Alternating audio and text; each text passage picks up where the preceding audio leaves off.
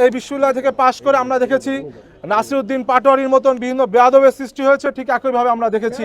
এই বিশ্ববিদ্যালয় থেকে পাশ করে সালাউদ্দিন আহমেদের মতন বিভিন্ন আইন প্রণেতা আইনজ্ঞ কিন্তু বেরিয়েছেন। আমরা দেখেছি এই বিশ্ববিদ্যালয় থেকে বেরিয়ে এই বিশ্ববিদ্যালয়তে পড়ে বিভিন্ন যারা রয়েছে তারা বিভিন্ন সময় 5ই আগস্ট পরবর্তী সময়ে এই আপনার যে জুলাই আগস্ট গণঅভ্যুত্থানকে কুক্ষিগত করার চেষ্টা করেছে। আবার আমরা দেখেছি এই বিশ্ববিদ্যালয়ে পড়ে আজকে মাননীয় প্রধানমন্ত্রী তারেক রহমান তিনি কিন্তু এই জুলাই আগস্ট গণঅভ্যুত্থানের যে ক্রেডিট এটা সারা বাংলাদেশের জনগণকে দিচ্ছে।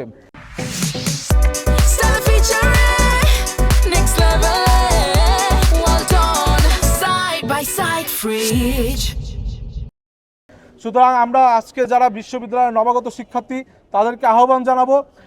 তারা যেন আমাদের সত্যের পথের সংগঠন, দেশপ্রেমিকতার সংগঠন, সাধারণ শিক্ষার্থীদের শিক্ষার্থী বান্ধব সংগঠন, শিক্ষা বান্ধব ছাত্র সংগঠন বাংলাদেশ জাতীয়তাবাদী ছাত্র দলে তারা সহশিক্ষা কার্যক্রম হিসেবে এই আদর্শিক যে ছাত্র সংগঠন সেখানে যুক্ত হয় এবং নিজেদের মেধা মনন সৃজনশীলতা উৎকর্ষের মাধ্যমে আগামী দিনে এটি তাদের পাথর হিসেবে কাজ করবে। আমি আজকের এখানে যারা উপস্থিত হয়েছে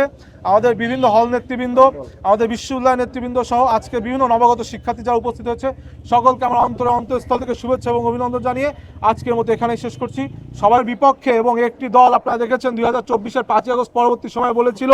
যে 12ই ফেব্রুয়ারি নির্বাচনে বিএনপি যদি রাষ্ট্রীয় দায়িত্ব পায় ছাত্রদল প্রত্যেকটি হল নাকি দখল করবে, কিন্তু আপনারা দেখেছেন 12ই ফেব্রুয়ারির পরের দিন 13ই ফেব্রুয়ারি থেকে সারা ঢাকা বিশ্ববিদ্যালয়ে কিন্তু ছাত্রদল কত পজিটিভ ধারা রাজনীতি করতে পারে সেই প্রতিযোগিতা শুরু হয়েছে। সুতরাং এই ধরনের বাবল